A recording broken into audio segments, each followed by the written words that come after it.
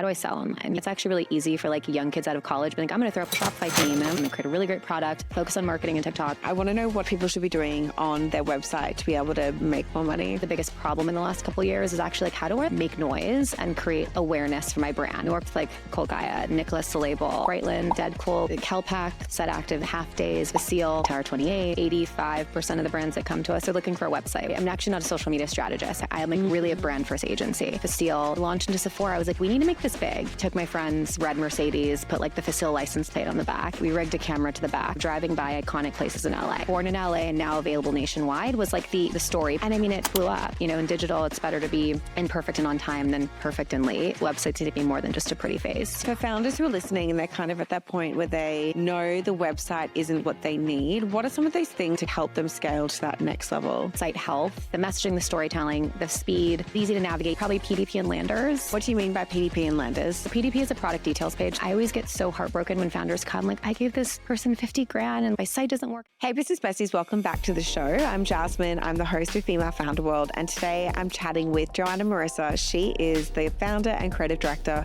of Willa Creative. Welcome. Hi, thank you for having me. For people that don't know Willa Creative, what are you guys doing?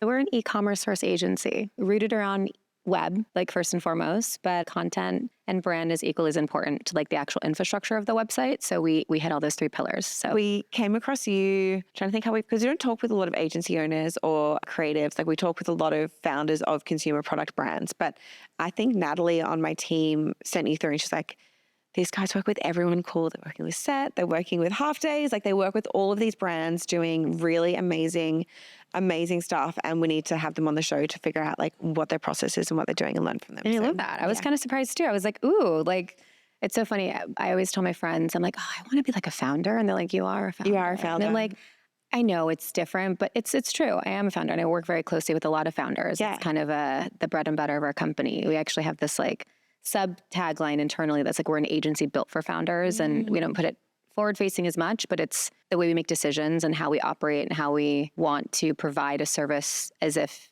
it was our own brand. Like how do you service founders in a way? Because it's such a personal thing when you're working directly with founders, you know, it's like they care so much. Yes. And the vision is so like, yeah, it's so strong. Yeah. Talk me through some of the brands that you work with. Going back, we worked with like Cole Gaia, Nicholas Salable, a lot of wellness, even CBD brands. More recently, you know, brands like Brightland, the olive oil company, Dedcool, we worked with them very early days, for a very long time, the fragrance brand. Kelpack, Material Kitchen, Active, as you said, is one of the newer brands. Halfdays, worked with them last year. This year, Facile, which is an incredible skincare brand that just launched into Sephora. We just signed Tower 28. I mean, beauty has been such a big sector for us, but it's every time we're in like a category that's kind of defining of the moment, it's because that's where the e-commerce kind of growth has been going. So that's usually where we see our clients coming from. And what kind of work are you doing with these brands? So it ranges, but being e-commerce first, I'd say that's probably like 85% of the brands that come to us are looking for a website, whether it's like, I need a new website, I need a reinvention of my website. It's all our clients are on Shopify, but you know, Shopify releases new versions over time. And sometimes our clients are scaling at a certain point where they no longer can support their growth. Like their tech stack is now working against them. They're like installing plugins, or they, let's even say from the lowest friction is like went to the point where they should upgrade to Shopify Plus. Like they just keep growing. So it's either a launch of a new website or a reinvention of the site. It was like when I started this 10 years ago, even a little more than that, it was more of like, how do I get online? How do I sell online? Yeah. Now that's not the biggest friction point. It's actually really easy for like young kids out of college, being like, I'm going to throw up a Shopify theme and I'm going to test some things. I'm going to create a really great product, focus on marketing and TikTok, and I have a website that could sell products. So it wasn't really the biggest problem anymore in the last couple of years. Is actually like, how do I like really make noise and create like awareness for my brand within these like free channels that are fully accessible to me? Because I don't have a lot of paid dollars. I don't have, you know, how do I really optimize content and messaging? So in the last couple of years, we really like double tapped into that need, and we're servicing brands beyond and post-launch from like a content and some like growth tactic strategies. And I do kind of think that's the future of Willa. So, yeah. Interesting. Okay, I want to talk about this a little bit more. When you're thinking about content creation and growth strategies for brands from that organic perspective, who are you working with on that? Are there any specific campaigns you've worked on? I just want to double down on that a little bit. So, you know, it's funny. I just had a call yesterday. Can't say the name. It's a pretty big like legacy brand. You know who they are. Okay. And she like reached out just on info at Willa. And I'm like, wow, these like big brands are starting to reach out to us all the time from in like this random inboxes. The most random inbox. And I'm like, because up to like recently, we've been referral only. Every brand founder that I've told you, it's like this person recommended, this person recommended. It's all our founders that really like speak up for us in a room, which is really something to be proud of. But we're getting these like random inbox people reaching out to us because of the work we're doing for existing clients that they see on the organic channels. And at the end of it, she's like, I'm so excited to chat with you. I've been looking for a really strong social media agency. And I kind of got a little, maybe it's my ego. I think social media agencies are fantastic, but I'm like, I do social media. How dare you? Interesting. But I was like, and then this kind of came out naturally. I was like, hey, I just want to make sure you know that I'm actually not a social media strategist. I want to be very clear about that. Like there are agencies that do that very well, that like understand social like the back of their hand. I know e-com very well, but what I can tell you I know really well is I know like brand first. I'm like really a brand first agency. So the content we've been doing for our clients is less about, you know, I mean, olden days, like UGC is like everyone just swiping in front of the camera. And it's like, yeah, that works for paid now. But for your organic channels, it's very much this like secondary, it's like your personality as a brand, right? Consumers want to be brought into a story and like they want scroll stopping content. That's why TikTok did so well. It was like kind of something to stop you and get your attention. And so for, let's say, Instagram, we've been doing a lot of great stuff with Facile, the client I mentioned before. And we're kind of leaning into more cinematic storytelling for them. When they launched into Sephora, I was like, we need to make this big. We are going to, and a lot of brands have done something similar since. Maybe they copied us, maybe they didn't. I don't know. We also got inspiration, I'm sure, from somewhere else. But we did they're an LA-based brand, LA-born brand. I'm from LA, so I like any brands that are really like, you know, LA-born. We took my friend's red Mercedes, put like the Facile license plate on the back, and our art director and prop stylist like built this big mound of product in the back. And we took the car around, we rigged a camera to the back. And it was this idea of like born in LA and now available nationwide was like the story, but you didn't know what was happening. You just were following this car with this really cool perspective of driving by iconic places in LA. It was like the Chateau Marmont, you were driving by the Hollywood sign, you're driving by, she drove through In-N-Out and you saw her like get a burger real quick. And at the same time, we had a camera in the front seat on the floor as she's just talking. The founder's like, you know, it's so cool to see us having started this location in LA and now going to be in 300 stores nationwide. And that's how she announced her Sephora. So it was this like movie you're watching with this end credit. And I mean, it blew up. Like, I feel like between our feed and their feed, people were just so, it was the first type of content that Facile did like this.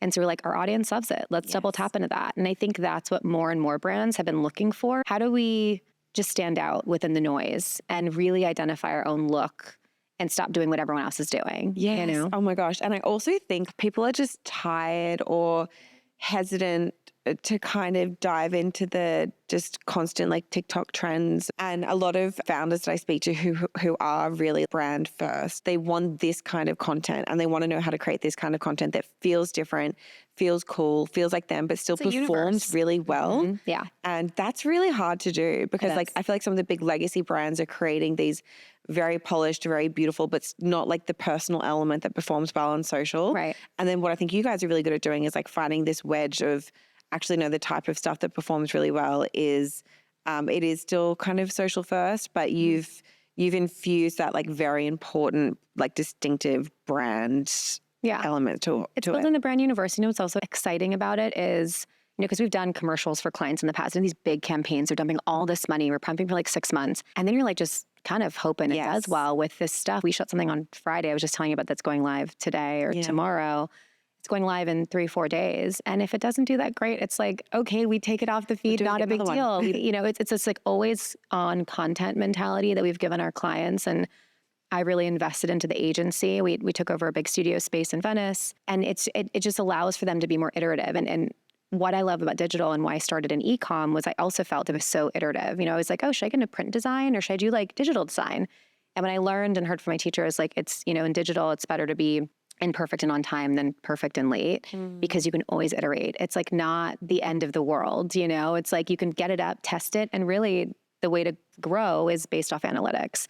Web, launch something, put it in the world, get some feedback, iterate. Digital, social, you get to like read the analytics people are loving, iterate, double tap into the things that are doing better. And it's been really fun for me too, because, you know, having an agency for 10 years, you're like, how many beauty websites can I really make? Yeah. You know, what's the best practice and what's going to perform? I was like, listen, at the end of the day, I've seen websites and some of my current clients before I started working with them come to us with this beat up theme, so slow, the worst analytics performance-wise, and they're doing upward of 50 to 60 million a year D2C because they've created this demand and this like need for this product. And I mean, we're women. If we want something, like we're going to go to the black market and buy it. It doesn't matter. Like, you know, and I started realizing that and saying, okay, Willa will not sustain in this just doing websites. Like it's more than that. Like you're really building this like brand world and always on content mentality and using analytics to really support creative, you know, without also then doing paid, you know, it's like, there's so many pieces.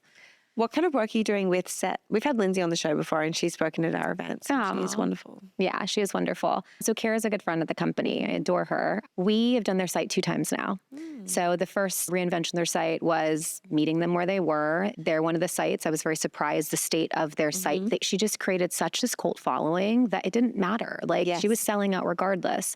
So we helped unlock, I think for their team, they're such on this drop model and always having to push new collections and drops and turning on the site, turning off the site. That was phase 1. It was like 1 to 2 years. I think a new person came in. I can't really speak to what happened internally. I don't really know. And they're like, oh shoot, we need to like redo this. I think it was when Kara joined. She's like, our tech is not servicing us. So we worked them on just cleaning up. Looking good is a non-negotiable for when you work with Will. Like it needs to look pretty. But another one of our values is like websites need to be more than just a pretty face. You know, it's like, will we look at their reports prior to the redesign and see that we've made significant improvement? Is that the goal, or is the goal, which for them specifically, I think it was more this goal, it was their e-commerce team was like, I can't do anything on this site, or it takes me 3 hours to do this one thing. So it's about maybe time optimization. Maybe it's not, they're doing great on money and financials. Maybe we'll unlock some there, but maybe it's more unlocking time for their team. So that was one of the things we did for them. We just relaunched their entire web ecosystem, and they have an incredible head of e-commerce, Kayla, who worked with our team and just shared all the challenges, and then was our team's responsibility to like address those challenges, whether it's how we're running our loyalty, how we're running our drop model. So we're kind of problem solvers within these e-commerce companies, you know, ecosystems. For founders who are listening and they're kind of at that point where they know the website isn't quite meeting what they need, what are some of those things that you look at to kind of like help them scale to that next level of e-commerce?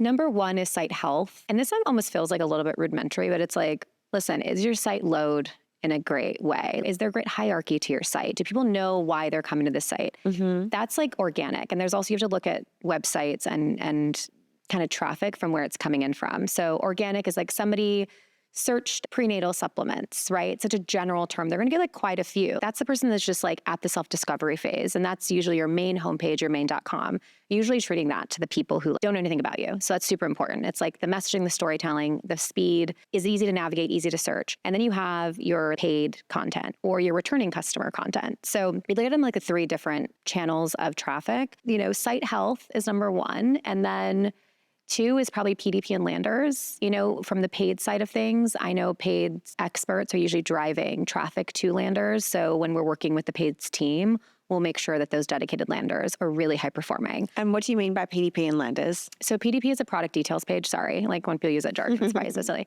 So that's your product details page. So it's like the shop page, like it has a product, has add to cart on the side, has all the details below. But a lander is usually built, you know, on either a third-party platform like a Replo or anything in that realm. And it is dedicated to paid. And it's usually like the person in charge of marketing or head of growth or retention is really able to do whatever they want to that page. We make it so it's so tangible for them to like, boom, boom, swipe things up. It's way more easy to edit than like the main structure of your core product details page on your website. So they're able to test, A/B test, and drive a lot of traffic to many different pages. So a brand's core website will have like your home, listing page, PDP, and then like the marketing pages. But then there's probably like 20 landers that we as customers don't ever really see that they're driving all their dollars to because it's a lot more controlled. So that's the difference between the 2. So we look at the PDP heavily because that's your highest converter, right? Are we doing storytelling in the carousel? Is your CTA really prominently displayed to the customer? Are we giving them like coddled support of being like, don't worry, this is 30-day free return. Oh, do you want to subscribe? You could save. Would you like to bundle? There are all these like little great ways to help guide them and give them like the dreamiest experience. They add something to cart. You'd be like, hey, this is lovely. Would you like to add this to your routine? So, and then we keep a lot of the stuff below the fold. That's like more if they want to go deeper. Ingredients, before and afters, clinical studies, and I'm thinking of beauty specifically. But we look at those two pieces mostly. That's like our first stab at performance. I even just like listening to you talk about the product pages is really interesting. I want to know what else people should be doing on their website to be able to optimize it and make more money from Yeah, make more money. I mean, UGC is still doing really well. People love social proof. On product pages? On PDP pages and homepage. Like we'll have them on both places. Anywhere we can sprinkle them in. We love like founders POVs, between experts, social proof, and just community. I think that's really still driving a lot of our experiences. What do you mean by community? So community. So like there's this platform called Tolstoy. A lot of our clients upload their own community, but they want to see, so let's say Salty Face. You know the brand Salty Face? Okay. So we relaunched them last year. They're really community driven. So before we started working with them, this is a good point. If you're a brand who has not done paid and you've grown organically and doing very well, that's another type of brand that comes just like, we're about to turn on paid. Once you turn on paid, your analytics are going to drop, period, because you now like have a bigger wide of people just dumping onto your site that have not heard of you, that have not connected with you and haven't found you through social channels organically. They were somebody who came to us for that. So we focus on optimizing, making sure now they're turning on paid, what type of things do new users need to understand? But because they grew so organically with organic, I was like, let's double tap on that. So with shades, let's say me and you are very different shades. And so we had to see every woman in a different shade try something on in the different levels that they knew customers wanted to use. So if you wanted to be like just a light little tan, and I was like, I want to go golden bronze, like I've been to Brazil, we really tried to make sure that it was easy for people to find their shade. And we even, there's a lot of girls like, hey, like this is the shade I'm using. I'm going to pump it on for like 4 or 5 sprays and I'm going to sleep in it. So it's just like, as much as you can help somebody feel like it's so easy to find what they need, but have variable options for them. Like maybe I didn't know I wanted to use the brush, other than, and that also supports upsells, it's like once you see the whole routine instead of just buying the tanning spray. So they're a good example of how we really integrated just like community and just different skin tones, et cetera. You mentioned Tolstoy. I think Replo was another tool. Yeah. What other tools are there out there that you're kind of incorporating in this e-commerce ecosystem that people need to know about? So my favorite one right now, and such a plug, is TYB. Oh my gosh, Ty Haney's site. Yes. Amazing. So Brianna, her co-founder, and I adore each other. They actually co-hosted our Women of Willa dinner this year in March. I actually refer them a lot of clients because I think, so I've always been a big advocate for community within our clients, like hands down. I'm like, listen, like clickbait and all those type of like get that one sale. It's not about getting that one sale. It's about like long time, lifetime value, and it's about retention. Like that really is. And when subscription was a big part, we would really support our clients on doing subscription. And then that kind of like flattened a little bit and people were kind of subscription overload. But then there's TYB that came into the scene. It was really about just really rewarding customers and helping customers be seen through brands. And brands feel like they have a better way to directly connect with them. So huge fan of TYB for the brands that feel right for it. Sets on TYB. Mara, do you know Mara skincare? Mara oil? Yes. Yeah. Pop Sugar Beauty editor. Oh yeah, she has. Yeah. And then so she has her skin. So we're actually in the middle of like relaunching her site. She's onboarding on a TYB. I mean, brand founders are just finding it so valuable. Like, and they're actually directly seeing financial growth from it. But aside from that, they're seeing this way to like have their customers help decide what should we launch next? Or they're true like diehard who are actually buying their product, right? It's not something just like, I don't know, like add their 15%, bought one time, never came back. They're like, no, we've been your fan for a very long time. Replo has been great. I think my dev is like, he like likes it, doesn't love it, but it's the best out there for right now for like landers. Tolstoy is really cool. It's a very easy way to integrate like how-to videos and user-generated content sprinkled throughout the entire website that is very shoppable. So that's also cool because you can open it and see what the products are used. You can tag products to like what they're talking about and quickly kind of live shopping.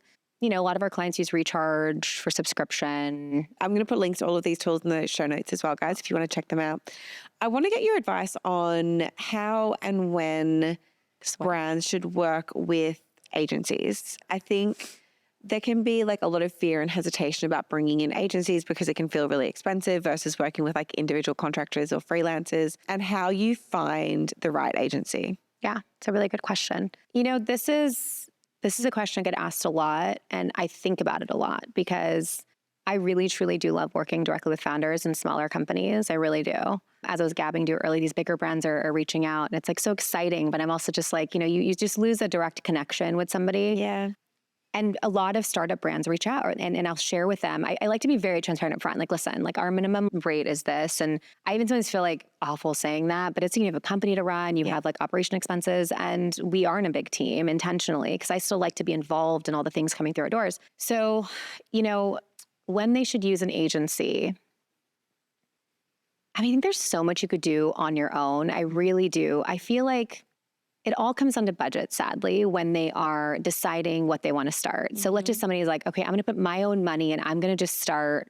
And the money needs to go to the product. Because at the end of the day, what I do is only like, 15% of the battle when it comes to the pretty stuff. You can have an awful website, I said earlier, but if your product is good, people are going to keep buying. So have a good product first. And you don't need me for that. You don't need fancy packaging. And there's so many resources. I feel like now, like what's that platform? I've had a couple friends use, gosh, what's the P?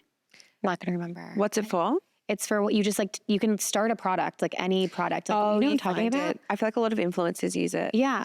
I've recommended it to people before. I can't think of it. It's going to come to us in the middle. I will think of it before this episode comes out. I'm going to put it in the show notes so I know exactly what you're talking about. Yeah.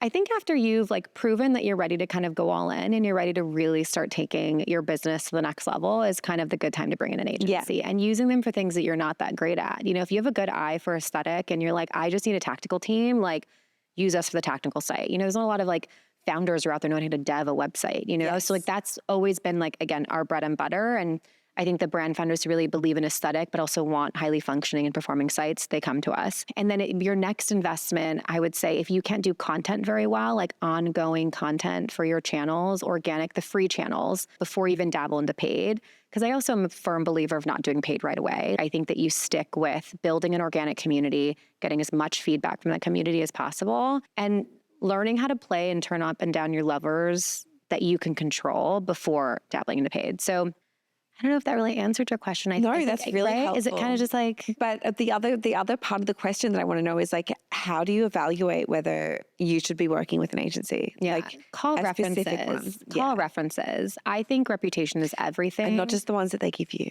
No. Reputation is everything. And I think that, I take a lot of pride in my work. Like I really do. It's super important to me that like people walk away feeling that we didn't like dupe them in any way, that they got what they paid for, and that they have an open line of communication. I'm always down to have a healthy conversation around like improvements, things that we could have done better, but also like, again, I really feel lucky for the community of women that have trusted us because I feel we have a good rapport or that we would be referring us, So I think reputation is everything. Have them show you some before and afters of things they've done. I open my Figma files. I'll be like, hey, and do you know what Figma is? Yeah. Okay, good.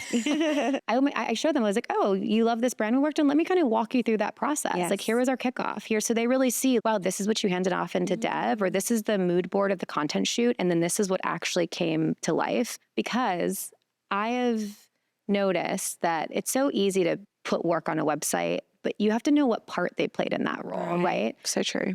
If somebody said, oh, we built like a freelancer, like I built this website, but did they just design it and hand it off and weren't a part of the full dev process? Because design, I also think, is only like 25% of the launch process. The rest is QA, testing, function, CMS, all those browser compatibility, like is it responsive? Did you try on the phone 10 times? To me, that's the bigger piece. So like really knowing, I always get so heartbroken when founders come, like I gave this person 50 grand and screwed me, like my site doesn't work. And I'm just like, I'm so sorry. That's awful. So reputation, find references, ask them to speak to past clients and like have them show you their process. And if they get like turned off by that, they're probably like not telling the truth. So I love that. Jhoanna, you've given us so much good advice and specific tools, but I want to ask you just to round out the show, if there's another resource recommendation that you have that folks can go and check out. And this can be something that's like helped you as well as a founder, as an agency founder. Maybe it's a book that you've read or like a podcast you listen to, or even just like a habit that you have in your day as you've been building your own team. I mean, I'm still pretty old school. I journal. Like I think journaling is super important. Every day. Just to sit as many days as I can find time for. I told you I have a 2.5-year-old and my mornings go so quick that like sometimes I just want to like chill with her. And also like if you pick up a pen, you're drawing like all of a sudden she's like, can I draw? Exactly. But as much as I can, I do love Jay Shetty's podcast. Not even, I like his podcast, but I do his Daily Calm. I think it's 10 to 15 minutes. It's like a way, and I live in Topanga, so I have like outdoor space. I'll sit outside, listen to him for 10 minutes. And there's just like a minute to sit and breathe. In tandem of that, I'm kind of starting riffing beyond that. I read this book, Breath, which is just about breathing. And I feel like as somebody who's constantly on the go, it's like that between that, meditating and journaling, it's those only kind of pause moments I have to like really ground myself. Those three things I think have been really integral in my ability to manage the amount of things that I have in my day. Yeah.